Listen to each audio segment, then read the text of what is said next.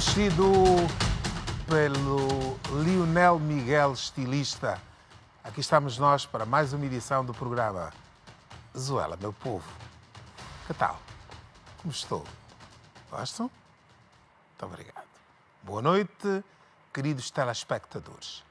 Sejam então bem-vindos ao Zuela, meu povo, onde hoje vamos abordar um tema que toca a todos nós, porque há a impressão que causamos através da nossa roupa e como isso impacta nas nossas oportunidades, especialmente em entrevistas de emprego.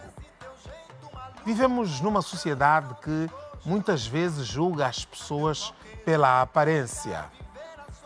É comum que, ao entrar numa sala de entrevistas, o primeiro olhar recaia sobre o traje do candidato. No entanto, é importante refletir. Será que as roupas realmente definem as nossas habilidades e potencial? Quantos talentos como engenheiros criativos com cabelos rastafari ou médicos com tatuagens e piercings são deixados de lado por preconceito relacionados à sua vestimenta?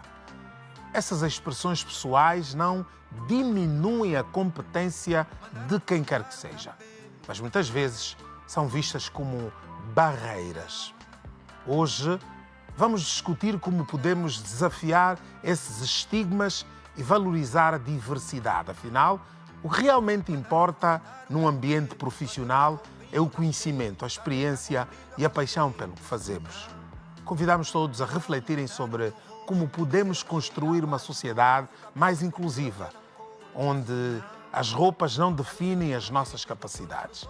Vamos juntos nessa jornada de autovalorização e mudança de perspectiva. Eu estou vestido, como sempre, para esse programa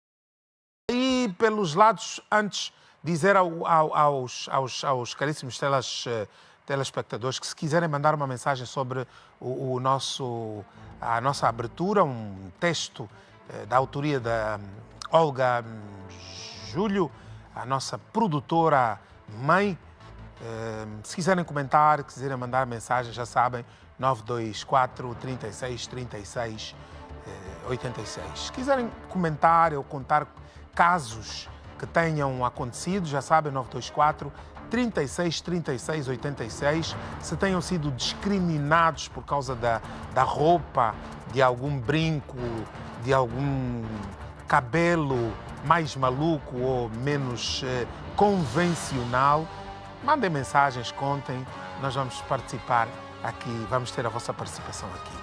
Dizia que pelos lados do Avocumbe e Palanca, os famosos acaba de me matar só devem circular naquelas zonas porque os madiés dificilmente encontram-se com documentos regularizados.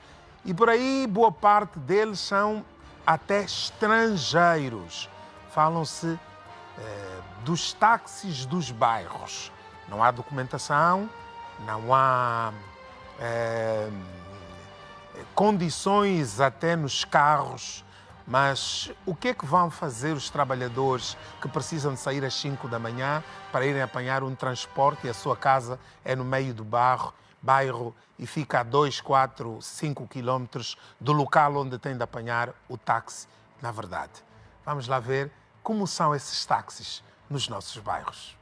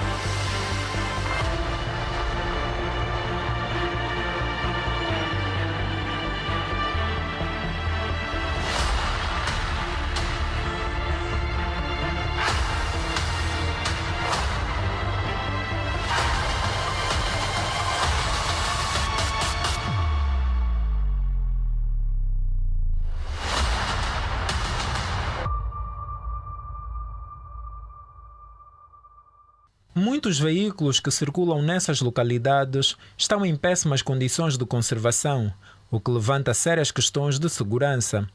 De acordo com os próprios taxistas, a obtenção de uma licença formal para operar fora dos bairros é um processo burocrático e caro, que a maioria não consegue pagar.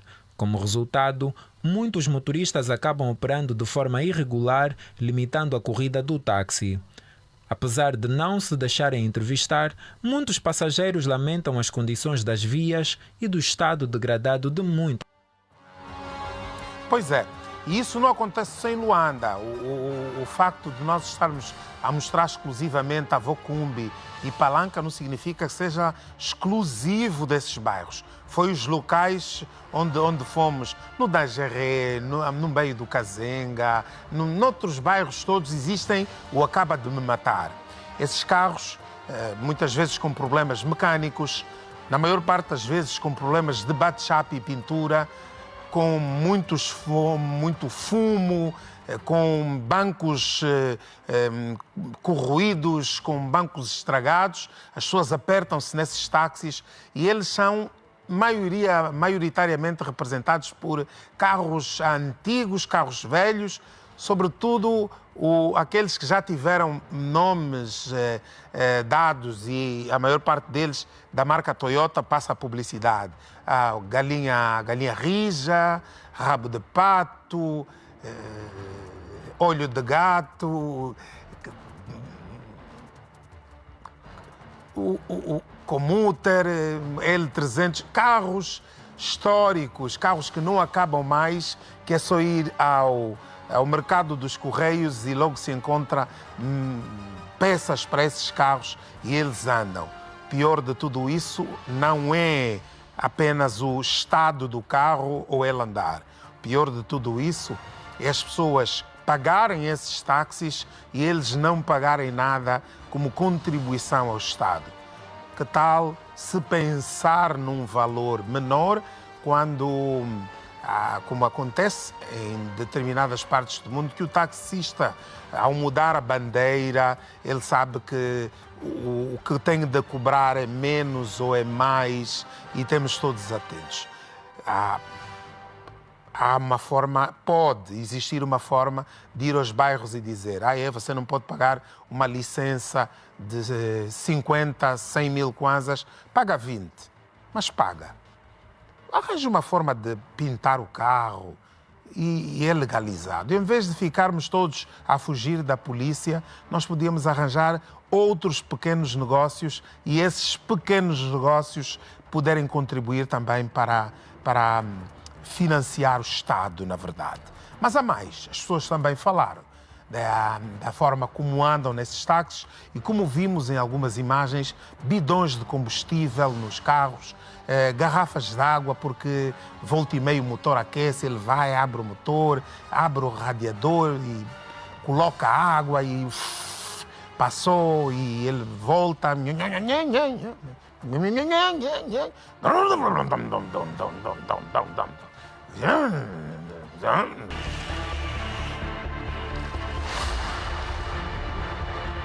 Salu, as operações dos taxistas nas áreas do Avocumbe e Palanca enfrentam inúmeras dificuldades. Os taxistas só circulam pelo bairro por falta de licenciamento das suas viaturas. Lelo, Tondozuela. Avocumbe escolece, depois das condições dos carros. Talvez outros carros não têm aquelas condições de ir a Avocumbe escolece. O caso também do documento, mal está também do carro, mal técnico. E aquela coisa que me faz também fazer linhas com Calemba 2, Avocumbe. E agora essa questão da documentação, como é que está? O Cota tem todos os documentos? Bom, o seguro não tem outros documentos do carro. Então o trânsito não é fluido, então ficamos muito transtornados pelas vias. Então temos que procurar ver as nossas vias secundárias e terciárias para ver se nos facilita a circulação de trânsito. Qual é a via com mais velha que faz? Então, de momento nós estamos aqui a Avocumbe, às vezes vamos para Golfo 2, fizemos um contorno Calemba 2. Depois que a avaria não tem aquela possibilidade de a fazenda conseguir a tratar toda essa documentação. É muito difícil tratar a documentação? E a documentação está um pouco dura. Seguro já, pelo menos seguro pode se tratar, mas a licença agora está muito caro. A licença está muito caro. Estão a cobrar muito caro a licença. Taxa pode demorar a tratar seguro, mas a licença agora, como estão a exigir a tratar a licença, que está me dificultando a tratar a licença. Quando nós não estamos legal, não podemos falar mal da polícia. Quando está mal, está mal. Quando está bem, está bem. Se eu estiver bem, não tenho por que fugir à polícia, né? Se eu estou a fugir, entrar nos becos, claro que não estou legal. É por ali. Normalmente aqui, qual é o estado dos vossos veículos, dos vossos carros? Como é que estão os vossos carros? A maioria dos carros daqui não tem condições. A maioria dos carros que não tem condições. Não tem condições. Não tem um bom estado dos carros que estão. A maioria dos carros que tem não tem um bom estado.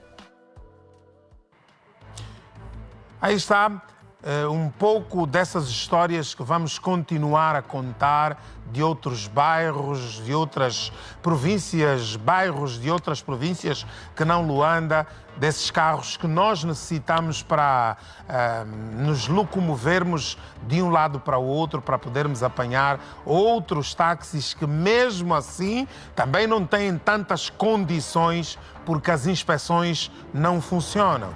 Há táxis onde as pessoas entram e os bancos estão maltratados. Há alterações na configuração das viaturas. Carros que são para levar 10 pessoas levam 15, 17, 20 pessoas. É importante fiscalizar, é importante manter a linha para termos outras coisas. Muitas denúncias nós recebemos aqui por parte de telespectadores que têm a ver com conflitos de interesses entre partes. Vamos para um trabalho da Dilvan Stanislau, que tem a ver com isso, e falo deles, dos conflitos entre empresas e clientes, que podem ter várias consequências negativas, como a perda de clientes e danos à reputação dessas empresas. Vamos ouvir a história de um desentendimento entre o Sr. Alves Carlos e a empresa Afrimetal. Os conflitos entre empresas e clientes são comuns. Muitas vezes, tanto as empresas quanto os clientes têm expectativas elevadas em relação a um produto ou a um serviço. Se o cliente não consegue honrar um compromisso depois de ter um serviço prestado, a empresa fornecedora pode sentir-se enganada e frustrada. A ausência de uma comunicação clara e transparente entre empresa e cliente pode levar a mal-entendidos. Isso é especialmente relevante em situações de mudanças nas políticas ou da estrutura da empresa, como aconteceu no caso entre a empresa Morinella Comércio, dirigida pelo Sr. Alves Carlos Camueque, e a empresa Afrimental, agora dirigida pelo Sr. Adão dos Santos. Nesse preciso momento, ouvi a vossa cadeia televisiva a pedir encarecidamente a pessoas de direito que conhecem melhor da matéria do que eu, para me ajudar a resolver então essa questão, um conflito entre eu e a mesma empresa. Faz-nos só perceber, a sua empresa é que vende o material. Certo. Como é que se chama a sua empresa? Morinella. Está aqui, Morinella Comércio LDA. Okay. Sim. E a empresa a quem forneceu o material, como é que se chama? A empresa chama-se Afrimental. Certo. E até agora, quantos milhões faltam por receber? Faltam 27 milhões por receber, que é 27, certo. Quanto tempo é que faz desde que recebeu o primeiro pagamento, a primeira parte do pagamento? Acredito que já lá vão 7 meses, porque estamos em outubro, de março para outubro, acredito que são 7 meses ou 8. Então, até aqui eu não tenho tido uma resposta correta à parte da empresa da Afrimental. E eles continuam com os materiais que forneceu?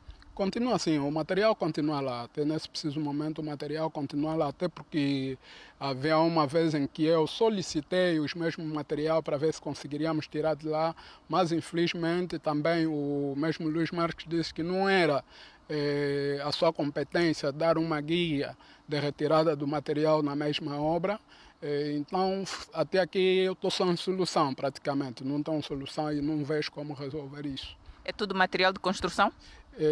Aquilo é material de construção civil, sim, mas isso tem a ver com perfuração. São material que nós chamamos de desazernadores.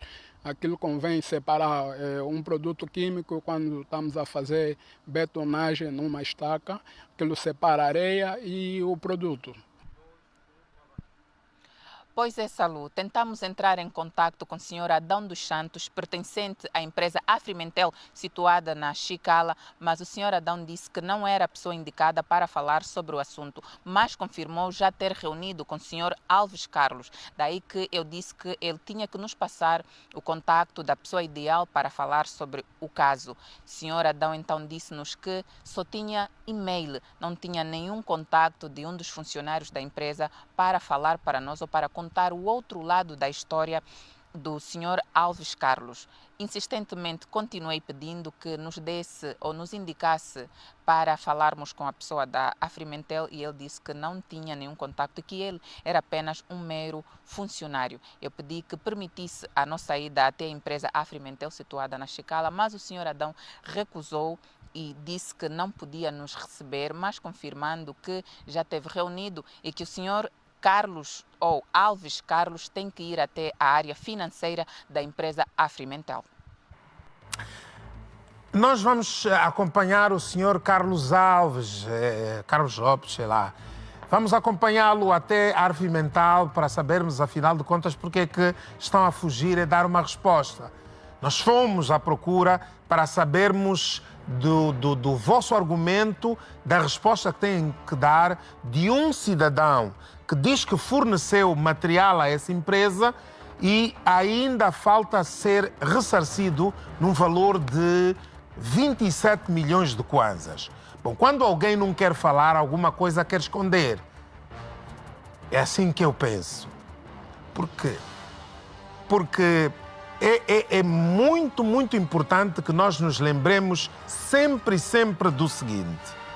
Por que é que eu não falo se eu não tenho culpa?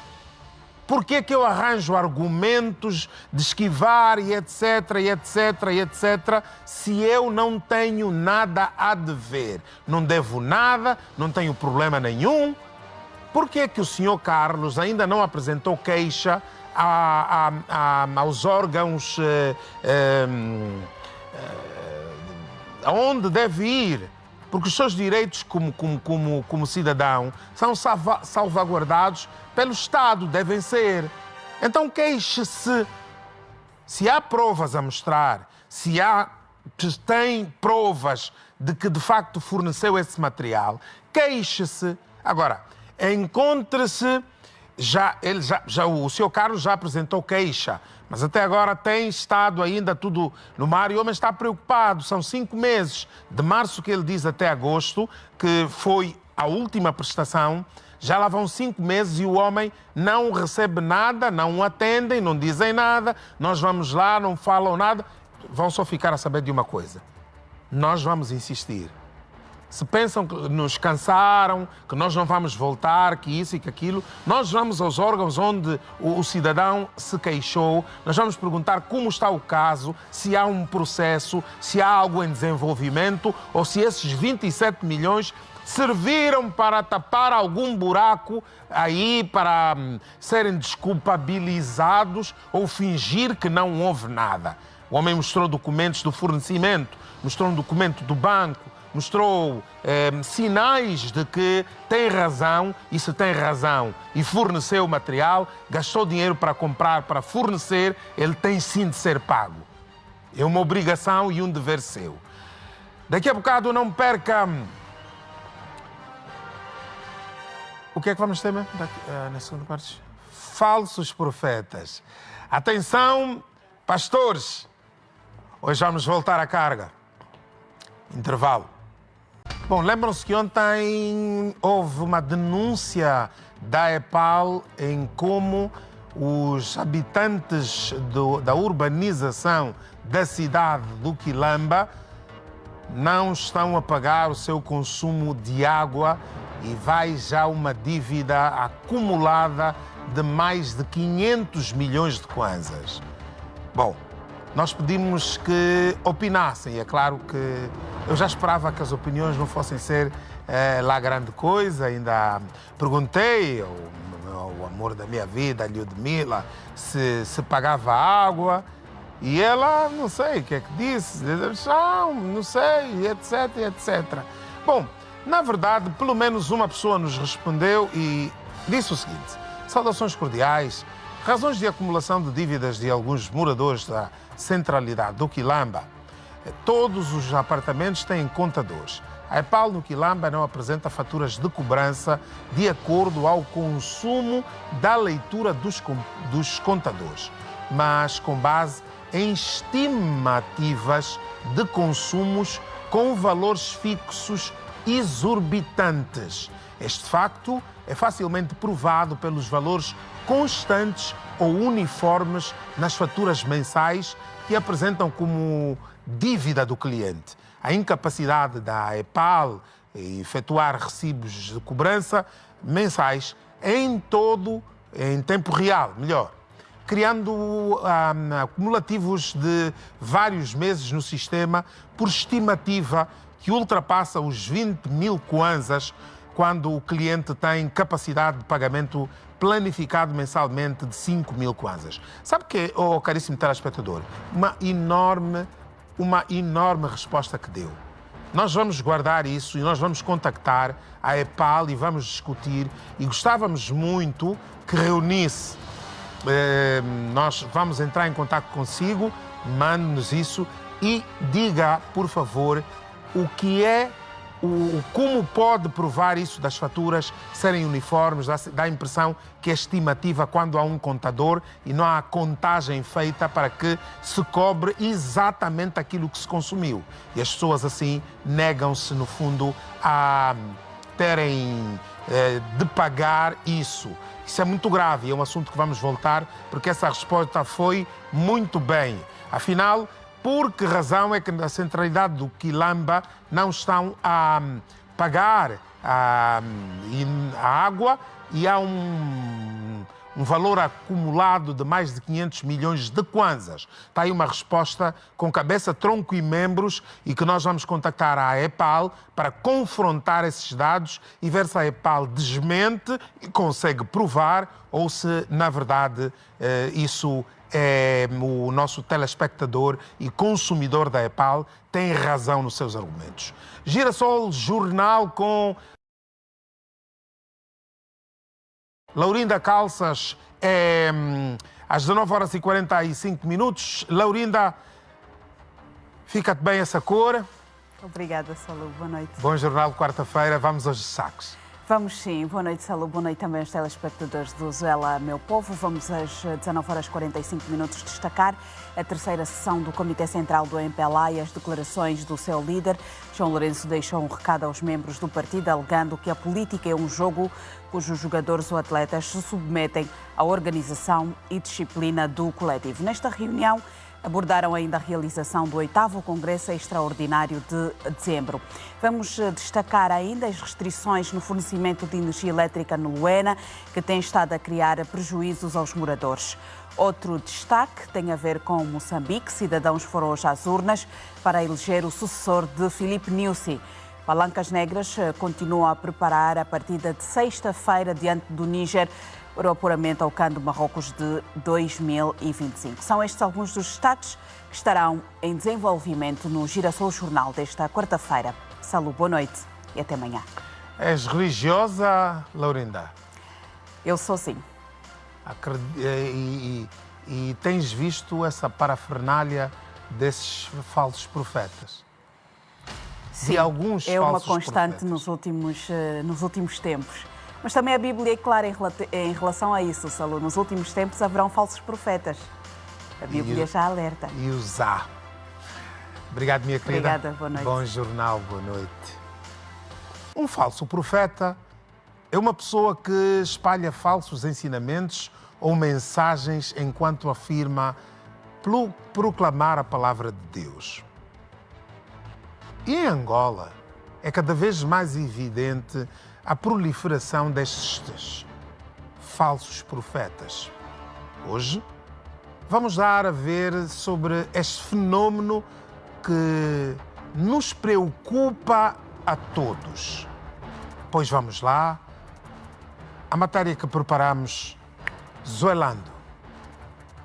Desde a época em que os missionários começaram a chegar à África, o cristianismo tem tido um impacto positivo na esfera sociocultural em todo o continente. Além do envolvimento no evangelismo e no discipulado, várias comunidades cristãs estabeleceram instituições de ensino primário, secundário e terciário, clínicas e hospitais, projetos de alívio da pobreza, orfanatos e até iniciativas cívicas. Como resultado, o cristianismo não só continua a crescer em grande parte do continente, como também alcançou uma aceitação pública significativa, enquanto força que contribui para o bem social. A proliferação de falsos profetas em Angola ainda é um assunto muito discutido. E nisto surgem várias questões. A principal é a quem recai a responsabilidade de aceitar, acompanhar e permitir que estas igrejas surjam no nosso país. E, sobretudo, ainda, pergunta-se muito: quantos profetas existem?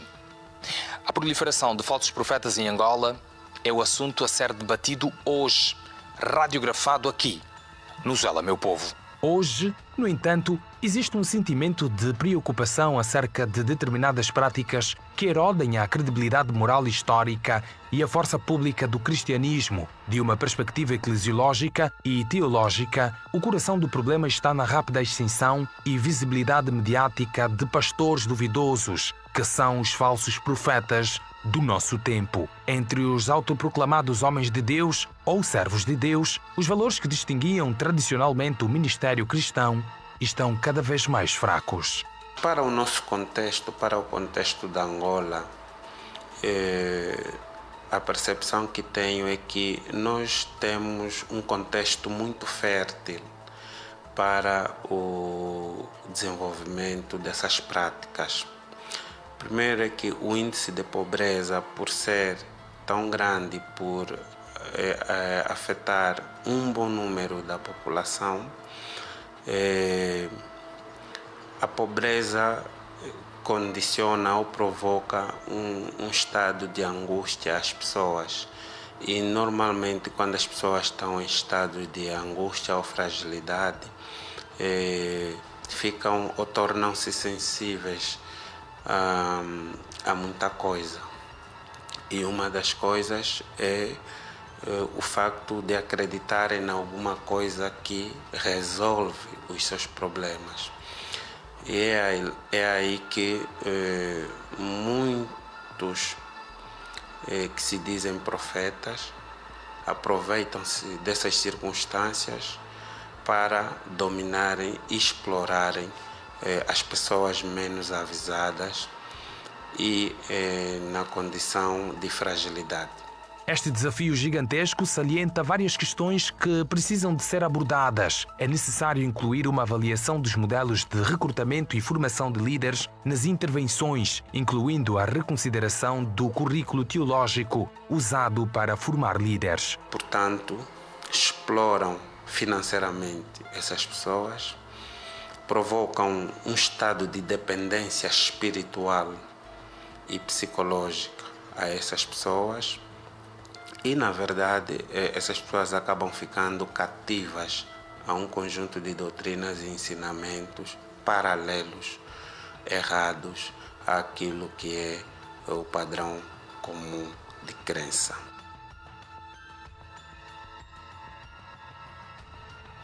Aí está. Um pastor e sociólogo fala sobre o facto de serem os mais pobres, os mais carenciados, aqueles que com maior facilidade se deixam levar por falsos profetas. As pessoas querem acreditar que as suas vidas vão mudar adorando a Deus. As pessoas querem acreditar que quando se entregarem de corpo e alma a uma igreja qualquer que muitas vezes não sabe de onde veio, quem a criou, com que propósitos, as pessoas se entregam. Os falsos profetas aproveitam-se então aí e dão o mote. As pessoas pagam dinheiros de forma exacerbada. As pessoas ficam completamente desligadas da realidade, como se estivesse a acontecer uma hipnose. Algo que as suas mentes produzem por efeito de orações, de truques, quem sabe de hipnose, para darem as suas casas, para darem os seus vencimentos, muitas vezes completos, para darem os seus carros, para se doarem à igreja, como se isso fosse salvar as suas vidas. Orar na medida certa, adorar a Deus de forma coerente. E dizem mais, dizem os ocidentais que nós, os africanos, somos tão pobres, mas tão pobres mentalmente, que acreditamos mais no pastor do que no cientista que nos diz que vai acontecer um determinado fenómeno. Ele, porém, acredita no milagre. No milagre da ascensão. No milagre da riqueza tirada não sei de onde. E isso se torna viciante. O pior, no meio disso tudo, é o aproveitamento que se tira. A narrativa continua e os líderes religiosos falam de formas a despertar a comunidade cristã e a sociedade em geral. Leonardo, Continuamos. É urgente que a Igreja promova o tipo de literacia bíblica e discipulado que aborde os problemas contemporâneos que levam os congregantes a acorrer a estes profetas em primeiro lugar. O que é que está em causa a proliferação de falsos profetas em Angola? Bom, primeiramente é que isso é um evento bíblico. A palavra de Deus deixa claro que nos últimos dias surgirão falsos profetas. Portanto, isso é um evento que Jesus Cristo já alertou, as Escrituras já revelam, e o que nós estamos a viver em Angola, que é um pouco por todo o mundo, é apenas o cumprimento das Escrituras. Agora, muita coisa contribui para isso também, né? Geralmente os falsos, não só profetas, os falsos dentro dessa lida evangélica, o objetivo principal é interesses pessoais, interesses próprios. E quando o objetivo são interesses próprios e pessoais, usando o nome de Deus, portanto, as pessoas em condições vulneráveis são os principais alvos. E a nossa situação político-social facilita isso. Porque as pessoas estão à procura de solução para as suas vidas, as pessoas têm problemas. E o nosso contexto africano por si só também facilita isso. Não que isso não exista fora de África, existe, porque isso é um evento bíblico, como eu já disse, mas geralmente a vulnerabilidade do povo facilita muito esse tipo de práticas. E é o nosso caso concreto. A ligação entre o mundo visível e o invisível é controlada por forças sobrenaturais, forças do bem e do mal. A consciência da existência destas forças é uma grande fonte de medo e ansiedade. Pastor, os cuidados a ter, olhando para isto que a Bíblia já nos orientou, a Bíblia já nos despertou, e que há mais de 2000 anos atrás foi isso dito e escrito, como líder, que mensagem tem a deixar à comunidade cristã diante deste facto?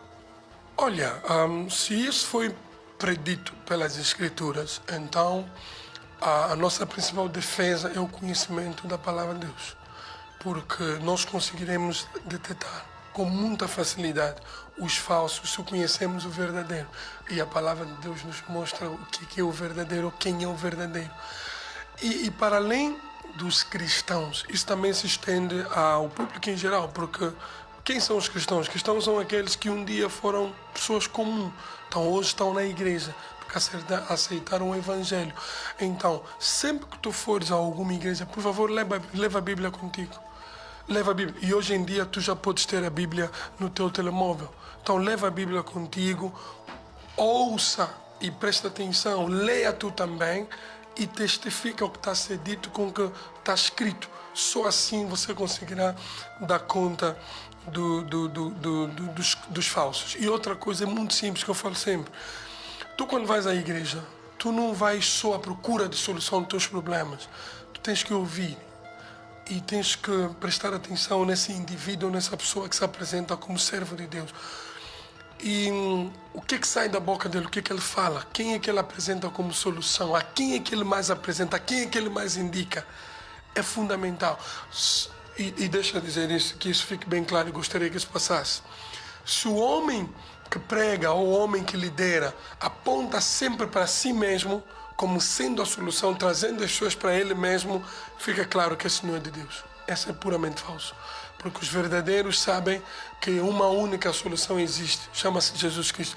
Então nós somos como sinais, indicamos as pessoas para a solução que é Jesus Cristo. Verdade.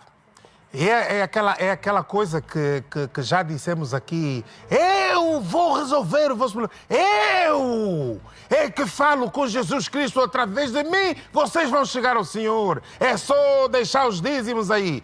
Vocês lembram-se de há alguns anos do pastor Calupeteca? Eu não sei onde é que anda esse senhor. Que estava a incitar as pessoas a venderem as casas, a abandonarem as casas, a irem todos para a mata, a tirarem os filhos da escola, que haviam de se permitir viver num local onde fosse o paraíso. Porque Jesus não estudou.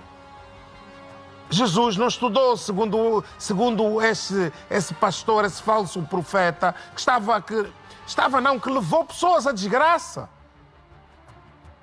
E continua a haver isso. Continua a existir isso aqui. Nós fomos aqui baldados pela Igreja Universal do Reino de Deus. Os brasileiros aqui tinham de tudo, nos englobaram. As pessoas iam à igreja e aconteciam milagres, até aquele maldito dia do fim do mundo, ou de sei lá o quê, que as pessoas começaram a abrir os olhos, mas ainda assim estavam lá também o dia do fim, na cidadela. E agora, depois daquilo, angolanos e brasileiros a disputarem a igreja, e eu fiz, e isso ainda quase criou problemas diplomáticos entre o nosso país e o Reino do Brasil. O primeiro, desculpem-me, Reino do Brasil não, a República Federativa do Brasil, que depois, naturalmente, politicamente, houve um acordo e viu-se que, na verdade, os brasileiros estavam aqui representando essa igreja de que fizemos referência, não tinham razão. Estavam a ultrapassar dos limites daquilo que lhes dava a lei angolana. Mas não terminamos. O Estado deve, sim, ficar atento a essas igrejas e, consequentemente, ao número elevado de pastores que surgem e extorquem às pessoas. Vejamos a última parte desta belíssima radiografia feita pelo moço do povo, moço do Zuela.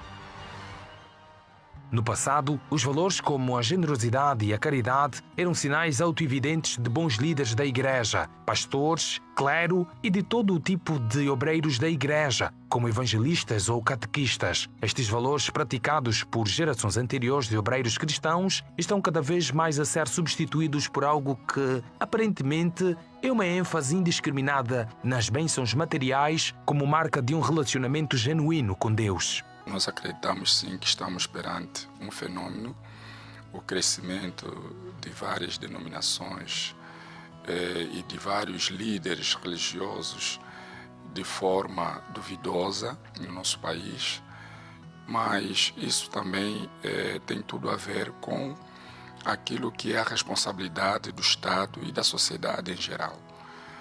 Nós temos que criar a cultura de acompanhamento.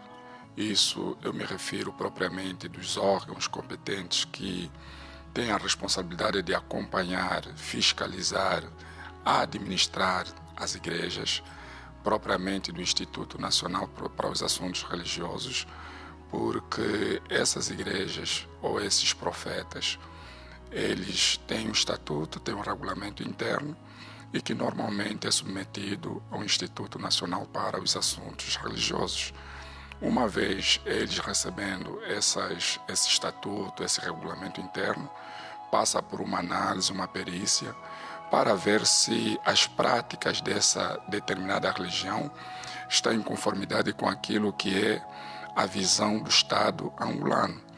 Uma vez percebendo que o estatuto, o regulamento interno, as práticas dessa religião não coaduna com aquilo que são as ideologias, a cultura e aquilo que se pretende dentro daquilo que é a visão do Estado, o Estado tem mecanismos próprios para então pôr cobro as práticas desta determinada religião ou desse profeta que de alguma forma vai desviando os fiéis. Tudo que nós queremos é viver sim em uma sociedade harmoniosa, uma sociedade em que todos possam cultuar a Deus sem outros pressupostos que possam colocar em causa o futuro do nosso país. Porém, nós como líderes espirituais também temos a nossa responsabilidade, que é conscientizar, que é moralizar os nossos fiéis e a sociedade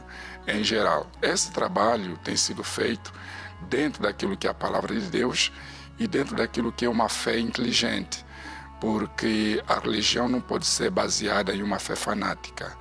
Quando a fé é fanática, as pessoas cegamente seguem dogmas e doutrinas que não têm nada a ver com Deus, não tem nada a ver com a Bíblia. O povo é enganado, as pessoas são enganadas e a sociedade em geral é enganada.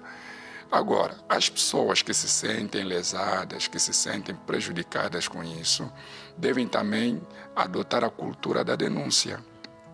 Uma vez as pessoas denunciando, o Estado tem como agir, tem como colocar os seus dispositivos legais para então encerrar, fechar aquelas igrejas ou líderes religiosos que não estão de acordo com as leis vigentes no nosso país. Por fim, aqueles que conhecem a verdade e estão preocupados com o estado atual da Igreja em Angola deverão orar pela construção dos seus alicerces e pelo amadurecimento de cristãos na fé para o crescimento da Igreja de Cristo no nosso país. Nós continuaremos a radiografar de vários ângulos sobre a proliferação de falsos profetas em Angola. Salu Gonçalves, já sabe, quando precisar, é só chamar que o moço do Zuela estará aqui para radiografar. Até já. Muito bem, Leonardo. Há também a questão, por exemplo, dos que se mutilam, automutilam, fazem pequenas cirurgias chamadas vasectomia. Vasectomia, eu passo a explicar, é uma forma de haver um corte no homem e ele não pode nunca mais ter filhos. É irreversível, ou seja, não tem como fazer-se uma vasectomia e depois voltar para querer ter filhos. Acabou. E milhares de angolanos seguiram essa doutrina da Igreja Universal do Reino de Deus e hoje não têm filhos para honrá-los. Entre outras coisas que acontecem que vocês aqui vão denunciar, porque nós vamos continuar a falar sobre esse assunto. Sem problema absolutamente nenhum. Denunciem. Denunciem o barulho que cercam as vossas casas, denunciem essa poluição sonora maluca, denunciem, como disse o último entrevistado do Leonardo, denunciem quando sentirem, meu Deus, vocês imaginem só que alguém coloca na cabeça, alguém, uma pessoa, um ser humano, coloca na cabeça que se o pastor, se calhar, com bué de baba do lado, o pastor com uma dizumba, um cheiro, beije uma mulher. Mostra-me essa imagem aí. Ela está fusca, mas dá para perceber. Quer dizer, o que é que leva uma mulher como essa, tão nova, a acreditar em alguma coisa, seja o que for, que esse beijo dado pelo pastor, que provavelmente fica excitado ao dar beijos a essas mulheres, e depois o que é que acontece? Engravidas. Já falamos aqui, muitas mulheres vão dar também testemunhos aqui de filhos dos pastores. Muitos homens vão falar aqui porque nós vamos continuar a falar sobre o assunto. Essa mulher aqui deixa-se humilhar dessa forma. Oh, meu realizador, dá-me outra imagem, uma imagem deplorável. Isso é uma imagem de humilhação.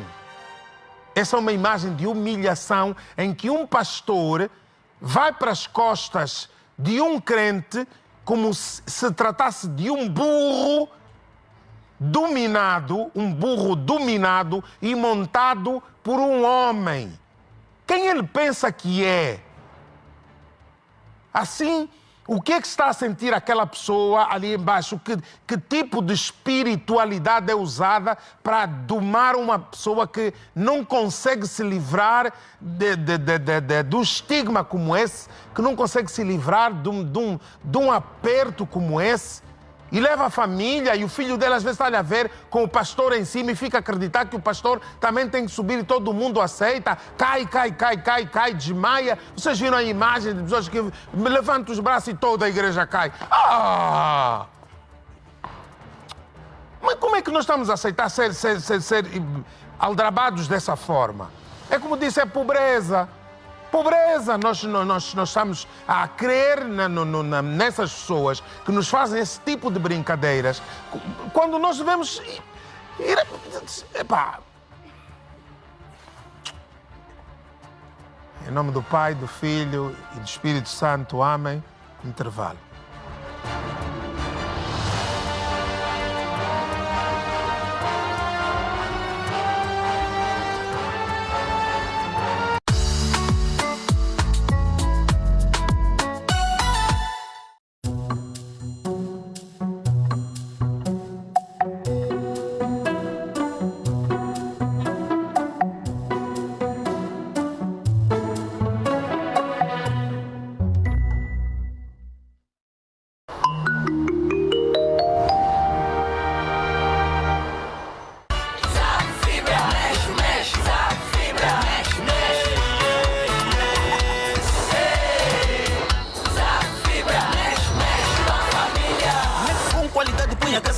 Com mais velocidade, da mesma bater. Para frente, para trás, os melhores programas. Internet sem limites para os teus filhos e manas. A tecnologia Top Zap Fibra dá-lhe a melhor experiência de TV com internet ultra rápida ao preço mais acessível. Zap Fibra, mexe com a família. Nelito, estamos aqui. Estás uniformizado por quê? Pensei que o censo já acabou. Não. Isso foi o censo piloto, que foi em 7 províncias e já terminou. Agora, vamos realizar o grande censo, que vai mostrar ao país quantos somos. Ok. E será realizado agora em setembro, em todo o país. Ok. É o censo 2024. Que bom. E que informação vai trazer o censo 2024? O censo vai dizer quantos somos, como somos, onde e como vivemos. Que bom. Que fixe. O censo 2024 vai ser muito importante para o futuro de Angola. O que é importante para Angola? É importante para todos. O censo é de todos os angolanos. Por isso, recebam bem o recenseador. Prestem toda a informação. Porque... juntos lutamos por Angola! Em 19 de setembro, vai começar o Censo 2024. Os dados do censo são estritamente confidenciais. Responde e colabora. Instituto Nacional de Estatística. Apoio. Governo de Angola.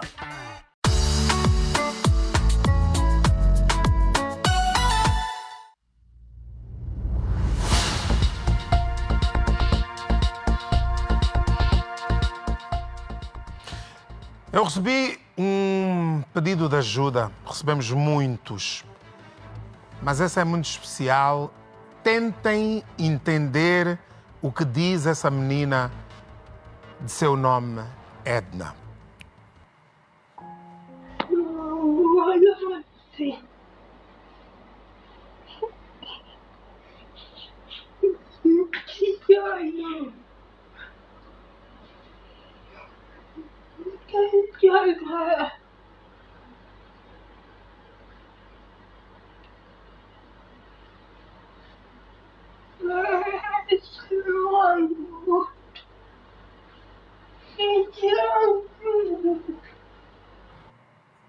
Ela no fim diz, eu te amo.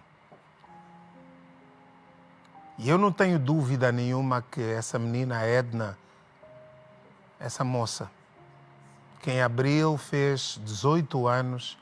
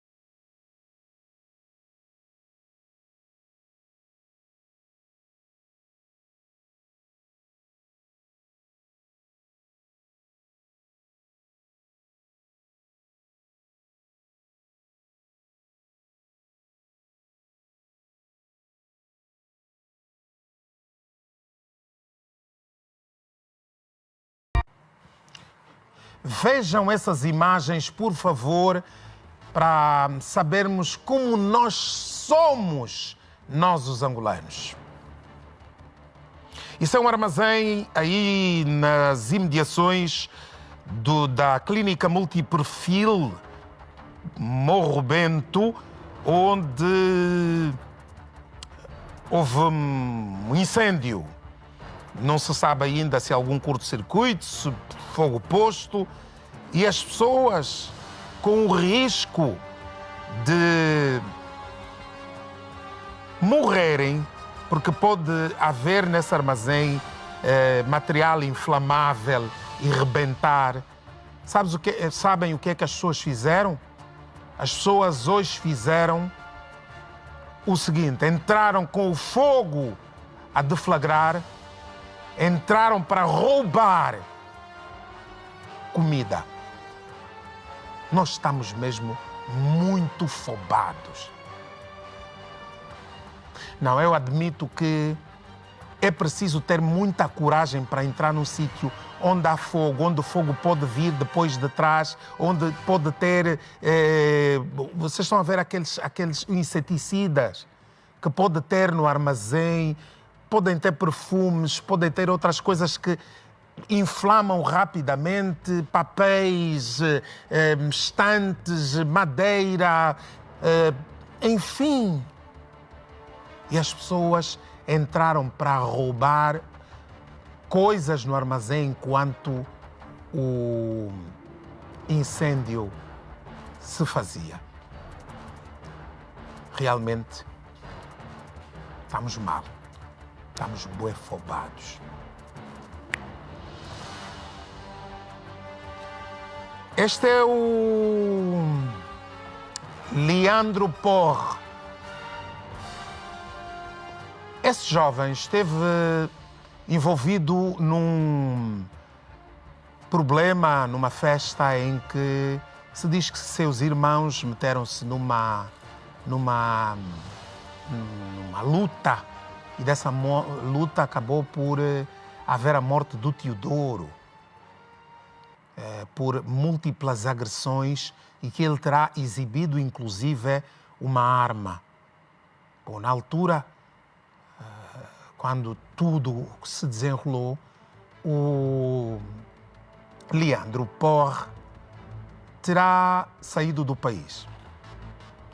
Passado algum tempo, com a família aqui, com os filhos aqui, o Leandro não aguentava mais estar fora do país.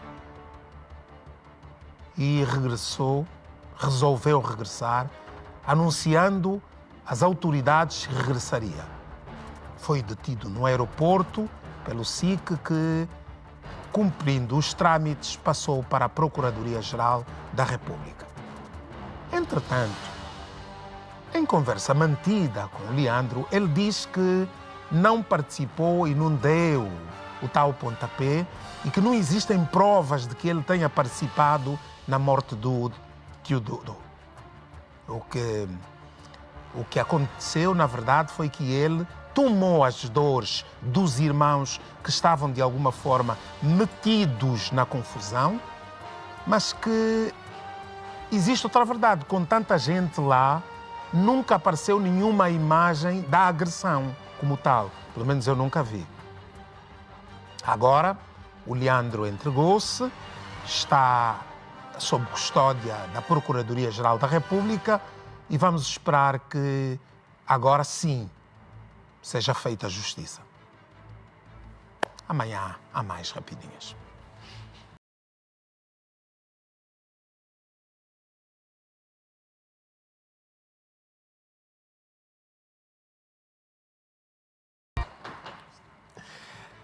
Amanhã, não percam, o nosso programa terá na rubrica Cidadão o Rui Silva do Clube S. Dá-nos uma entrevista muito interessante. Não percam amanhã no nosso mambo do Cidadão, ok? Agora vou mandar um beijinho para a Cesaltina Miranda, que é aniversariante do dia. Cesaltina Miranda, Cesaltino Miranda, dos Desafiantes. Como é, povo? Tudo bem aí? Cesaltino Miranda, Chico coração para ti. Mas o meu abraço hoje, para além de o cumprimentar daqui a bocado, vai para um elogio que vou fazer ao Leonardo Bernardo pela tremenda peça relativamente às igrejas e aos falsos profetas. É assim mesmo, garoto. Muito obrigado por teres aceito vir lutar comigo aqui e com todos nós para fazermos uma equipa nova, numa televisão nova. Tens futuro. Obrigado. Para ti.